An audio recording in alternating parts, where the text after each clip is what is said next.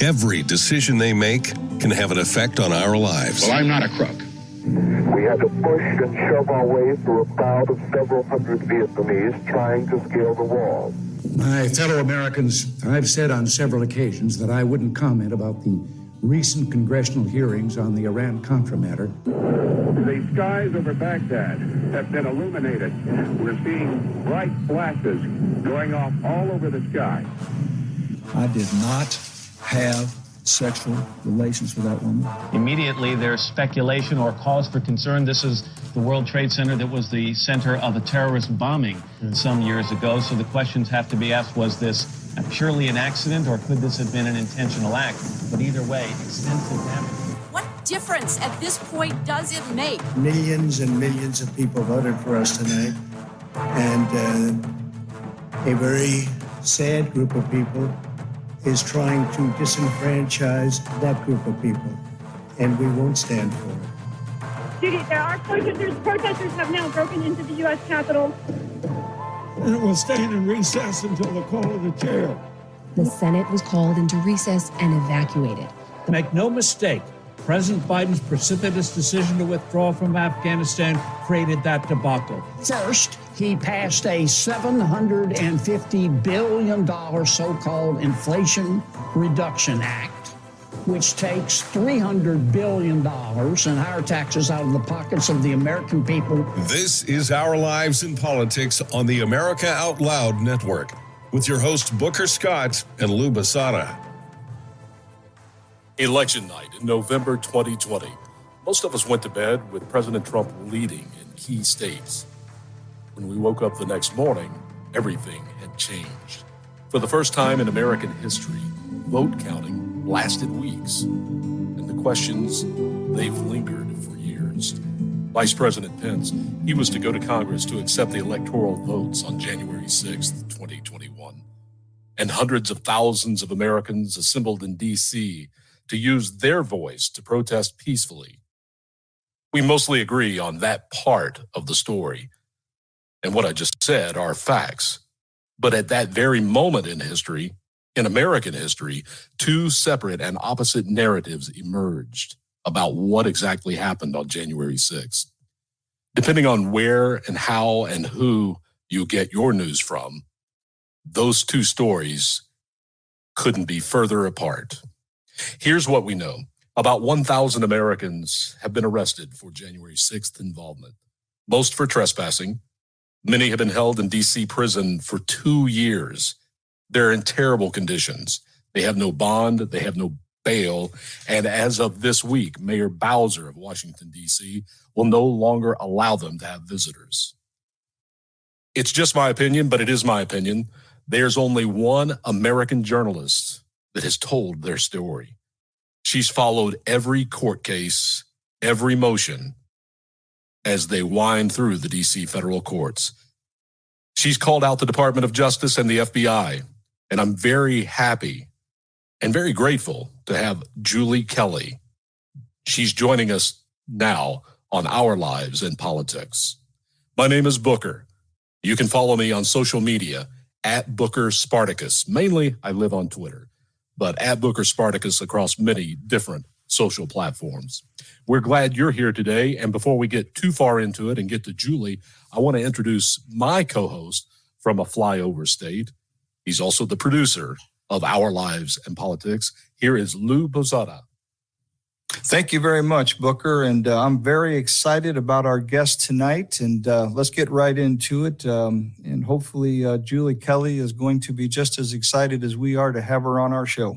Yeah, and before we get too deep into it, the objective here of this podcast is to introduce you to personalities that you already see, and you see their work, you see their passion, but we want to take it a little bit further, and we want to introduce you to them in a personal way. You'll understand, hopefully when we're finished with this conversation, you'll understand what makes Julie tick, what things politically in her life made her become who she is. And we're going to find that out here in a minute. But hey, Lou, do you remember when Joe Biden first came into office? Like the first week, 10 days, he signed 42 executive orders. Absolutely. He was going nuts. He took direct aim at oil and gas. You remember he signed the one that did away with the Keystone Pipeline construction, and right away 800 jobs left. So I want to speak to the people that are in the oil and gas industry, or the people that may have family members that are in that. If you do, I want you to grab something to write something down with. Grab a piece of paper and a pen or a pencil, because I'm going to give you a website in a minute. Oil and Gas Workers Association represents workers all over America. Right now, the association has over 46,000 members. They are your voice. They are lobbying and they are endorsing politicians all around the country that stand for energy independence in America. They stand for jobs in America. Now, here's the website. I want you to write this down. It is OGWAUSA.com. Here it is again. Write it down. OGWAUSA.com. What do? They fight for American jobs in oil and gas. They are the Oil and Gas Workers Association. Julie Kelly is a senior contributor to American Greatness, one of the people who's followed this the most closely, whose stories have been fact-based since the very beginning, in contrast to virtually everyone else. Joining us now is Julie Kelly. Julie, thanks very much for coming on the show. I appreciate it. Joining me now is Julie Kelly, senior editor at American Greatness and author of January 6, How Democrats Used the Capitol Protest to Launch a War of Terror Against the Political. We have all the makings of yet another hoax perpetrated by the FBI. So Joyce and I discuss all of this, which is outlined in her new article at American Greatness, is columnist Julie Kelly. Thanks for being here tonight, Julie. I believe you would almost have to be living under a rock for the last 2 years not to know who Julie Kelly is, what she looks like, what she sounds like. She's on Hannity a lot. She's on Tucker Carlson quite a bit. I even saw her on Dan Abrams on News Nation recently in an interview with that. Her work can be found at American Greatness. The website for that is amgreatness.com. She's a senior writer there. Her last book was about a year ago called Jan 6. And as I said earlier, she's really the lone voice in telling the stories of the lives and families of the J6 defendants. But what do we really know about Julie Kelly? That's what we want to get into today. I know she was a stay-at-home mom of 2 girls, and I've heard her talk in spaces that I host on Twitter about her daughters and going to college. And so I know that she was a stay-at-home mom. And how does Julie Kelly end up being where she is now as that voice? And that's what we want to talk about. And Julie, I'm so grateful for you making the time to come here today. Booker, thank you so much for inviting me on. Really look forward to the conversation. Well, how do you get from a stay-at-home mom, we can start there, to the, it's not a limelight I'm sure that you want to be in, but how does that happen to have your life change so much? Well, I think I do have to back up a little bit before I became a stay-at-home mom, because my background actually is in politics. So when I graduated from college, I had a degree in broadcast journalism, and then I went to work for local politicians outside of where I grew up and live in suburban Chicago. So I primarily worked in a communications press secretary-like capacity, so writing speeches and preparing documents and press releases, talking points, that sort of thing. So I did that. Did you work for anybody we would know at that time? Probably not. I mean, if I name names, people in Chicago would know, suburban Chicago. Yeah. But I worked for a state senator. I worked for the chairman of DuPage County, which is the second largest county in Illinois, just west of Cook County, where I grew up in DuPage, which at the time was solidly red Republican, and now last month elected their first Democrat chairman of the DuPage County Board, which is sort of mind-blowing. But that's where I was a precinct committeeman. I was very involved in politics there. And then I opened my own consulting business. So I was working for elected officials and for candidates. So my background really is in politics. Okay. And let's stay there for a minute about, you mentioned growing up in the Chicago area. And what do you feel like were some things as you were growing up? Were your parents politically charged? Did you get that from either one of your parents? My parents were extremely politically opinionated. So yes, politics, the discussion of politics was always prevalent in my household.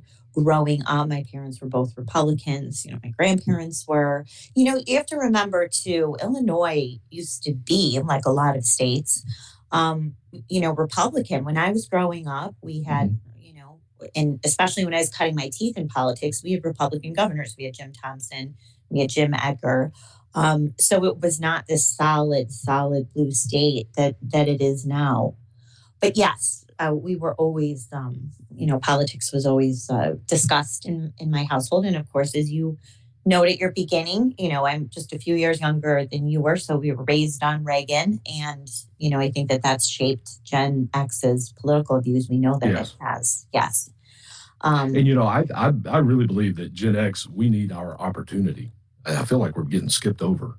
It's gone from this no-name generation to the Z's and the millennials. And wait a minute, we've got something to say. So I'm glad you were saying it for the Gen Xers. So your mom and dad were both political, and you say they were very political and they were very conservative. In history, as you listened to our opening, was there anything in there that resonated with you that said, I remember that? The Bill Clinton thing, the Iran-Contra affair. Everything. Oh, everything. In college, I was in college during the Iran-Contra affair. And I believe that I circulated a petition either to have Oliver North pardoned or something along those lines.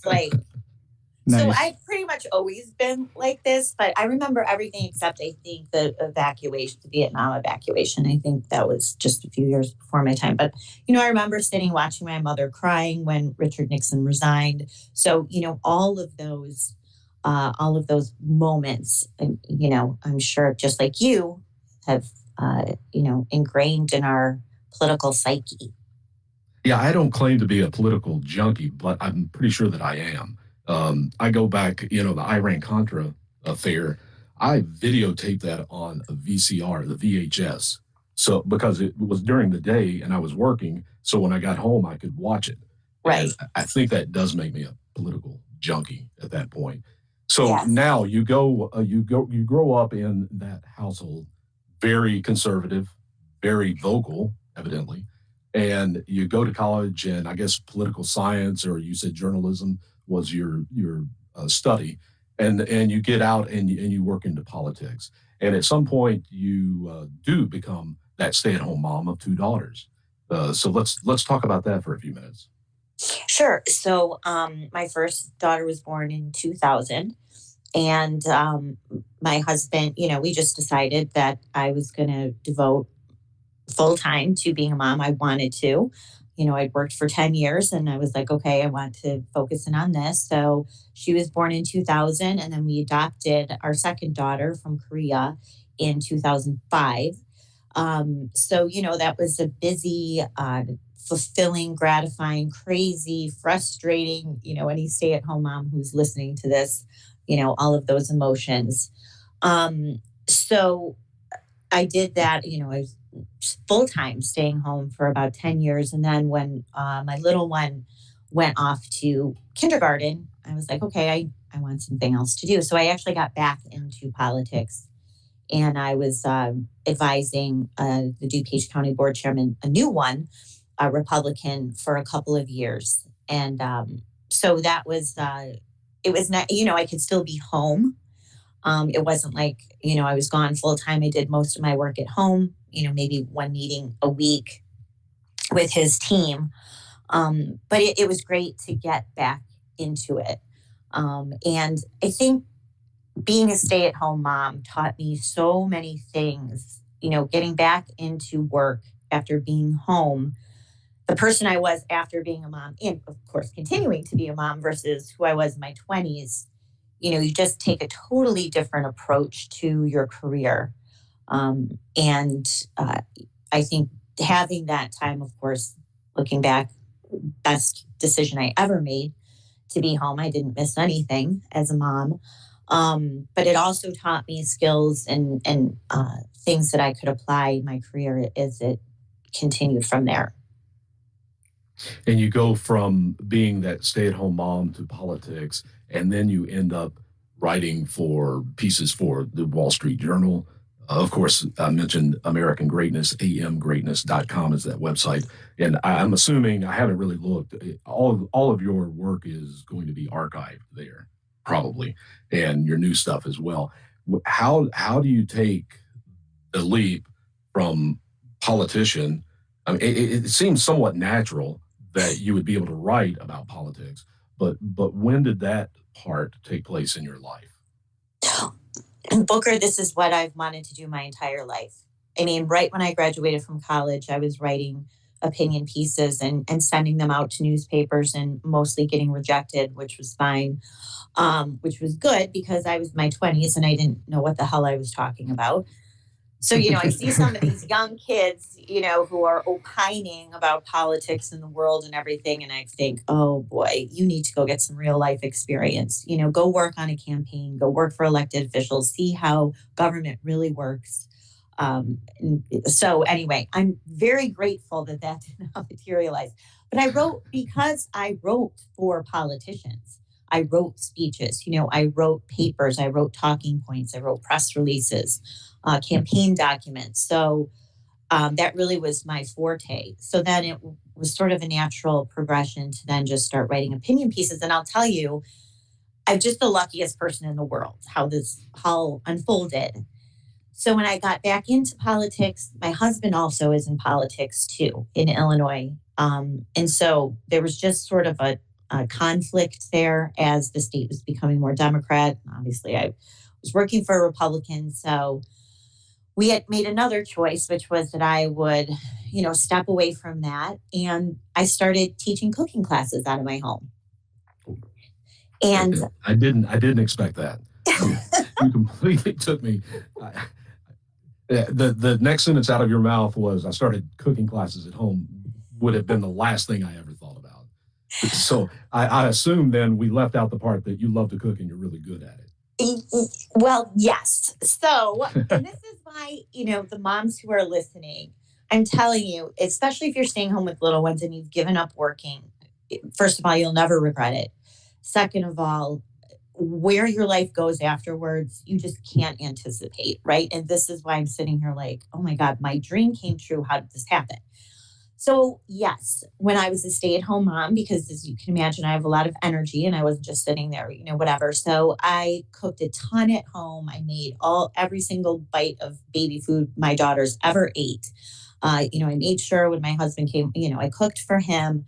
We did a ton of entertaining too, because he was in politics. And so we would host dinner parties and we would host huge, big parties, 100 some odd people, and I would make everything. And I would have so many moms come to me and say, how can I do this? I'm running around with kids all day. I want to cook at least a few times a night, a week. How can I do this? So when I stepped away from politics again, I put together this entire cooking class. I made every single recipe, every menu, and I taught it out of my home, about 6 women, moms, really per class. And it was great because I got to do something else, really put my energies in something else. I was still able to be home. My daughters came home from school, et cetera, which was important to me. And, help other women do what they wanted to do, which is cook good meals for their families. How that got me back into writing is, at the time, Booker, there was a lot of issues related to food. It was the school lunch program. So this was like 2013, 2014, 2015. Michelle Obama's school lunch program. Mm-hmm. There was a lot about GMOs and food labeling, et cetera. So I was paying attention to that, watching a lot of cooking shows. And one day I saw one of my hero celebrity chefs, Tom Colicchio, was on Top Chef. And some people say I look like him. Oh, really? I've been told that before. Yes. Years ago. I probably don't look like him anymore, but years ago people said, you look like Tom. Oh, well, again, I don't know what you look like, so I never saw it. I never saw it myself, but other people did. Well, he's a nice-looking man, and I always enjoyed Tom Colicchio until I saw him on MSNBC talking about Republicans wanting to cut off food stamps and starve children, etc. Yeah, telling lies.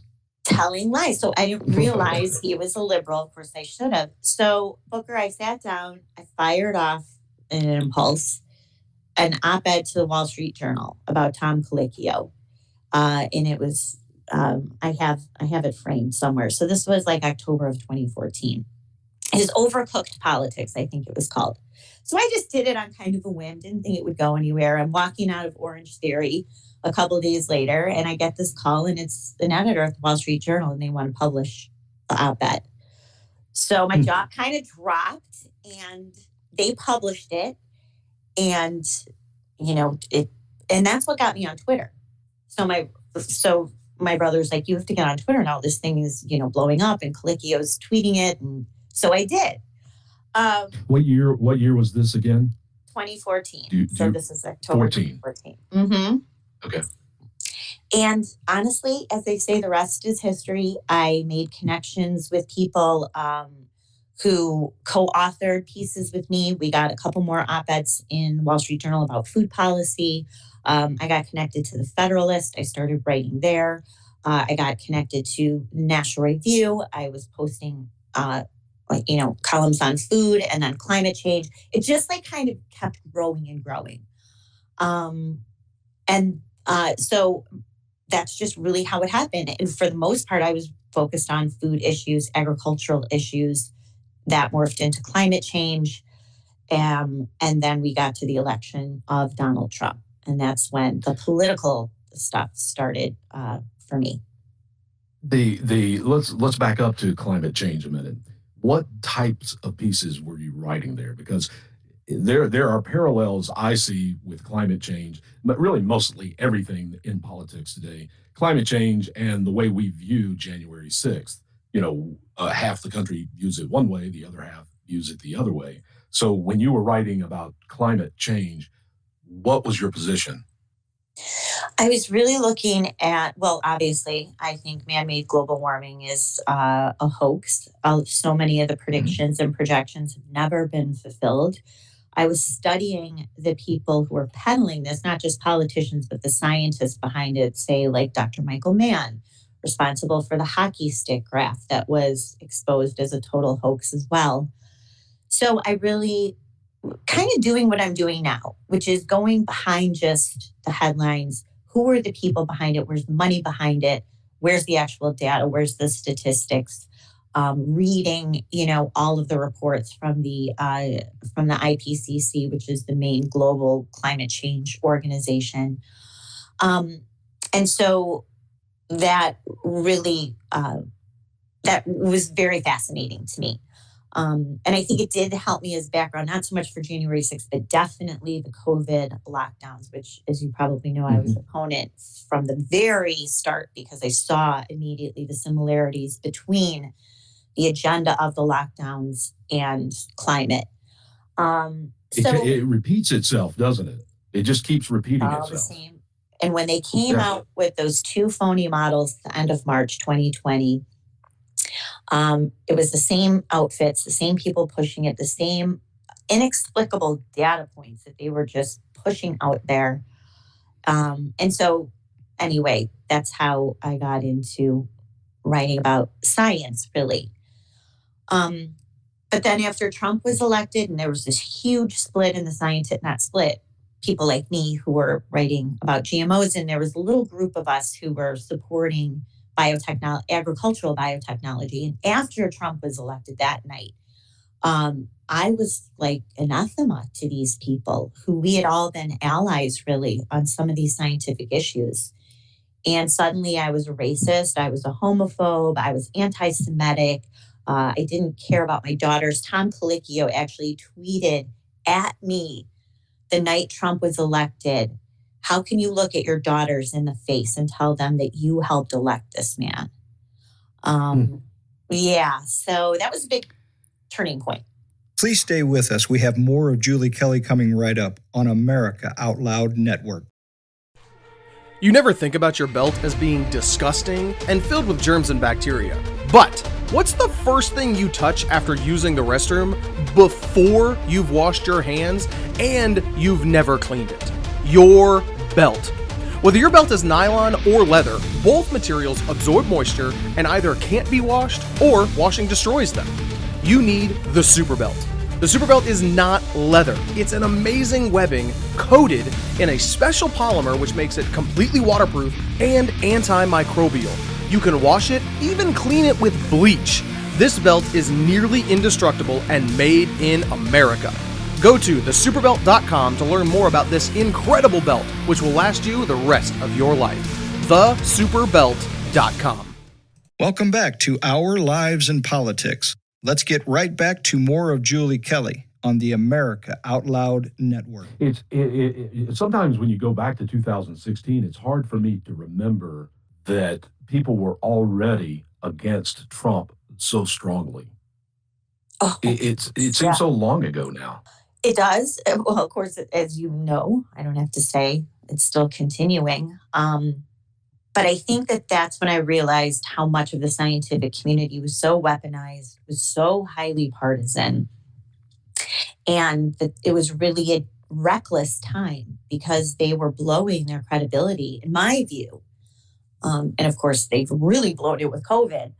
But that was a big turning point. And then after that, I started following the Never Trump movement. Which was Bill Kristol and that group, people who I admired, being a political Lincoln Project.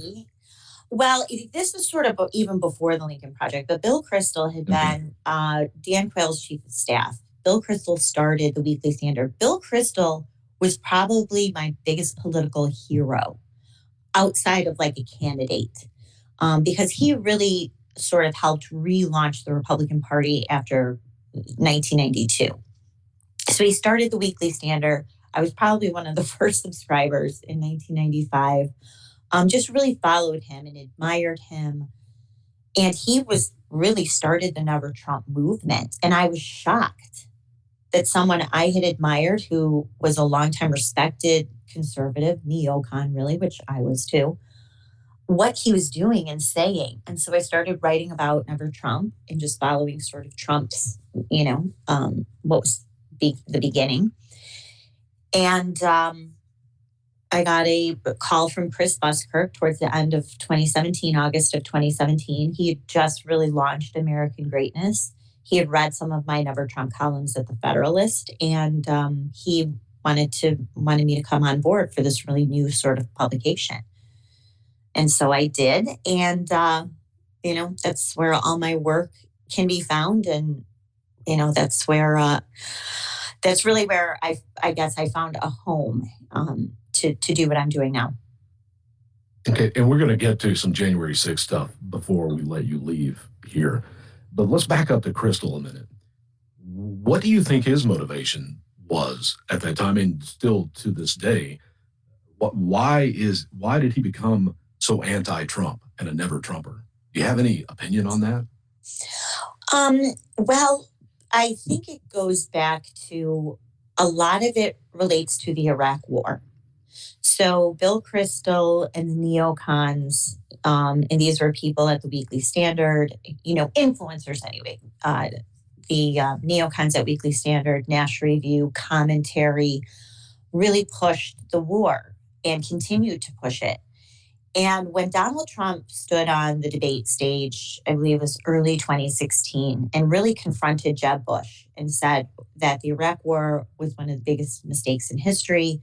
The American people, the world was lied to about the Bush administration, about weapons of mass destruction, and just how devastating that war had been. He then earned the contempt of these people like Bill Kristol and the neocons in the Republican Party who are responsible for that, because no Republican leader had ever really said what Trump did. And of course, he was right. And so I think that started it, Booker, but then it was just a reputational thing. They were against Trump from the beginning. They never thought he was going to win. He won the primary. He won the election. Then this was actually my first book, called Never Trump, or Disloyal Opposition, how Never Trump movement tried and failed to take out Donald Trump. So I really describe all of these people from a viewpoint of, I used to respect them, I used to listen to them, but it became a career for them, because you had people like Piero Midyar, the co-founder of eBay, who started funding all of these Never Trump projects, most of them led by Bill Kristol. So it became very lucrative for this group to be the, alleged conservative on CNN, MSNBC, in the Washington Post, Jennifer Rubin at the Washington Post, Max Boot at the Washington Post, all these people, it became a career view for them, profitable for them. So that's what I covered for a long time. And of course, they're still doing it. And actually now they're targeting Ron DeSantis. They figure Trump is done, but now they're doing the same to Ron DeSantis. And you wonder, with this group of people, do they not see where this country is going? And do they not ever consider putting the country before their money and their ideas? It would be a great question for one of them to have to answer. Like, okay, you were against Trump, that's fine, we get it. But look at what the left is doing to this country. But they're full-blown Democrats now, Booker. I mean, they supported Joe Biden. Yeah. They wanted Democrats to win in 2018. They wanted Democrats to, win in 2022. They don't cheer for any Republicans. I mean, maybe somebody like Larry Hogan they'll get behind. He's a Never Trumper too. But there's nothing conservative about any of them. It's amazing to me to see people like that. And I can't understand their motivation. I would love to talk to one of them one time. I would love to have them on this podcast to have that conversation. I think it would be interesting. The January 6th thing, let's get to the election, November 3rd, 2020. What did you see? Because I think to get to January 6th, we have to talk about that election night, November 3rd, 2020. What did you see? I went to bed that night and saw Trump was ahead. And just like everyone. And I fully expected to wake up the next morning and see that Joe Biden had won, because there was no doubt that they were going to they'd already rigged the elections through the, COVID restrictions, mitigation measures, as they called it. And so already knew that all the mail-in absentee ballot, all the shenanigans in the swing states were going to happen, and that Joe Biden ultimately would be elected. I mean, these were conversations I had with regular people, not regular people, I'm a regular person too, friends, Republicans who were extremely fearful that Trump was going to lose, not because he deserved to lose or he actually was going to lose, but because the Democrats had rigged it in all of these states. And so, of course, that is exactly what happened. So I think I felt like a lot of people did, shocked, disgusted, angry, worried. And, as we found out more information after the election, what had happened in some of these states, that was only one facet of it, right? Now we know it was rigged on so many levels. That's how I felt. So my plan, though, Booker, after the election was, okay, I might pivot back to climate, see where the Democrats are going to go with climate change, follow the Republicans in the Senate because they're worthless, just call them out for so we were all sort of figuring out, what are we going to cover in the new administration? Well, then January 6th happens. And you got your answer, didn't you? Let's go back to the time between November 3rd and January 6th, because I think there were a lot of things happening in the Trump White House in December. What is your view of the things that were going on at that time? Chaos, disorganization, a lack of planning, a lack of manpower caught up with them.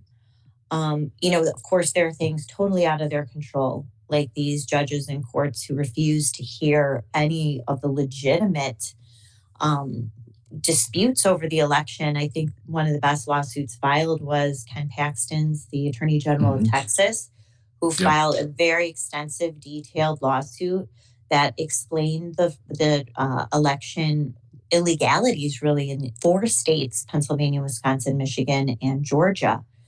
And the Supreme Court, 4 days later, absolutely out of hand, rejected it, would not hear the case. They rejected and these were lawsuits not even filed by Trump, filed by Republicans in Pennsylvania, in Wisconsin.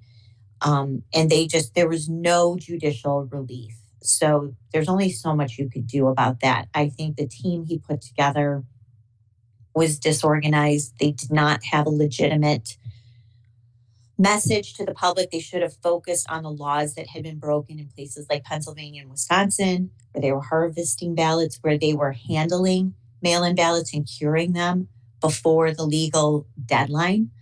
And then places like Michigan, where, of course, you had the Secretary of State who mailed out, I believe, 5.5 million absentee ballot applications of violating that state's election law.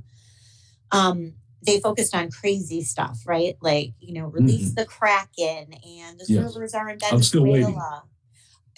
Exactly. And that just gave the ruling class, the media, and the people in charge behind the scenes, and the judges, quite frankly, the excuse to dismiss. And go ahead. I was just going to say, and as we know, and we knew then, but now as we know exactly how Twitter did it, they were suppressing all the information that we knew and saw. And so for so many in the country, none of that existed. So now we carry along the path in December, and we're getting to January 6th, and Donald Trump says, maybe Mike Pence will have what it takes to not certify the electoral votes. And there were senators ready. I think Ted Cruz was one of them, and obviously several in the House of Representatives that were going to challenge it. And I think they had a plan there. Do you know what the plan was for that? I always heard 2 weeks to look at things. I don't know what they were going to look at, but what did you hear and what do you remember? So this is very important, Booker, because I think a lot of people are confused about this because, of course, it's been obscured. What was happening on January 6th, what was happening during the breach, is not the certification of the Electoral College votes. It was a dispute. It was a debate of what Republicans had planned. Ted Cruz and 13 other Republican senators were working with House Republicans, per the law, to open up debate 2 hours each state. And they were calling for a 10-day federal audit commission to look into the election illegalities, irregularities in these states. When the breach happened, Ted Cruz and Paul Gosar from Arizona were about to go through all of the election fraud in Arizona. This debate, Booker, was going to take about 12 hours. The American people who are paying attention were finally going to hear from the floor of Congress what had happened in these states, and a vote or some attempt to get this 10-day election audit. Was it a Hail Mary? Yes. Is it something they should have done in November? Yes. But, there they were trying at the last minute to get this commission. No one wanted this, right? The Biden regime didn't want it. Established Republicans did not want it. Mitch McConnell did not want it. He blasted Republicans for moving forward. He gave a speech that day that this was dangerous for the country, that Joe Biden was elected and we needed to move on. And then, lo and behold, the Capitol is breached. I'm using air quotes, breached. Yeah. And the timing was impeccable. It sure right was. Before the debate. Yeah. It sure, yes. So everyone who did not want this commission, did not want, more importantly, the American people to hear this from the floor of Congress, got what they wanted. It was shut down. You had senators come back like Jim Lankford, like Kelly Loeffler, who of course found out that day that she had lost, who were supporting this commission, came back after the quote unquote insurrection and said, well, we can't do this now. This is dangerous for the country, the democracy. We almost died, blah, blah, blah. They tried to overthrow the government. And so we're going to vote now to certify Joe Biden. So isn't that convenient how that all happened? And then a year and a half later, we have the J6 committee made for television and with no Republicans represented on that committee. And we hear a completely different story. And I want to move on to some of the facts of that day on January 6th, because I believe, again, there are two narratives and there's got to be the truth. And let's take Officer Brian Sicknick. You know, I heard his family say that he died of natural causes 2 days after he died. It was published and then it disappeared. And I never forgot that. But then he was bludgeoned with a fire extinguisher. And that was part of the J6 committee's testimony. And that did not happen. That's one example. And then you have FBI Director Christopher Wray multiple times testifying under oath in congressional hearings there were no guns. And to me, it's just odd that you're going to have an insurrection with the people that have the most guns with no guns. You know, it's just illogical. And there are so many things that are factual, like Ashley Babbitt. We know her name. We know she was killed. But no one knows Roseanne Boylan, do they? They don't. You know, Booker, I say over and over, if January 6th was so awful, it was comparable to 9/11 and Pearl Harbor and the Oklahoma City bombing, which is the despicable comparisons that Joe Biden and Democrats in the media make. If it was so horrible, why do they have to keep lying about it? Why did they have to lie to this day? And Brian Sicknick's family, unfortunately, shamefully, also lying to this day. You know, there was the Congressional Gold Medal of Honor, the ceremony this week, and the mother was there and refused to shake Mitch McConnell and Kevin McCarthy's hand. Why?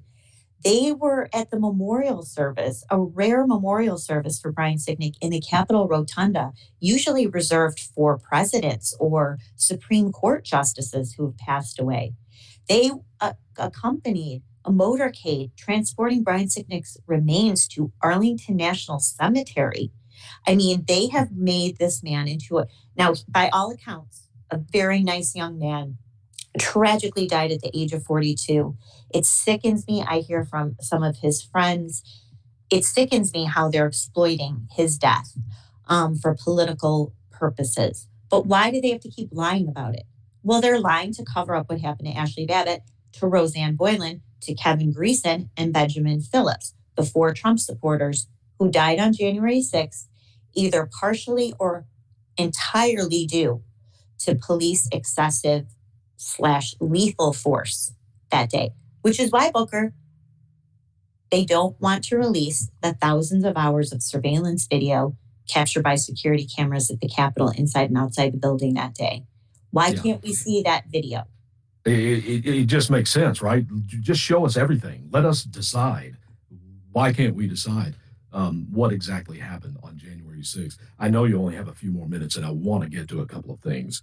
I want people to understand that these January 6th defendants have been in prison in Washington, D.C. for 2 years, some of them. Do you know how many are there now? I know there's about 1,000 arrested, and you told me 3 or 4 months ago that you thought that their magic number, what they were trying to get to, was 1,000.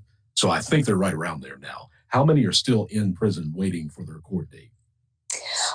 You know, it changes all the time because a lot of these men have been held under pretrial detention, which means that the judges have denied bail, have denied their release at the request of this DOJ, saying that they're a threat to society because they were involved in January 6th. So I think probably at this point I think there are a few dozen still in the DC gulag. Some, and it changes because, for example, the Proud Boys trial starts in a few weeks. Those men who have been detained, I believe Joe Biggs has been in Florida, Ethan Ordine, I know, has been in Washington, the state of Washington, for since April of 2021. They're now being transported to DC and Alexandria jail because they have to be present for their trial. So anyway, the DC Gulag itself, not everyone is being held there under pretrial detention. They're also being held in other prisons across the country. But the Proud Boys is probably the most egregious. They face nonviolent charges. Joe Biggs, Ethan Ordean, who is on video walking through an open door with Capitol Police standing right there. To your point, they brought no weapons.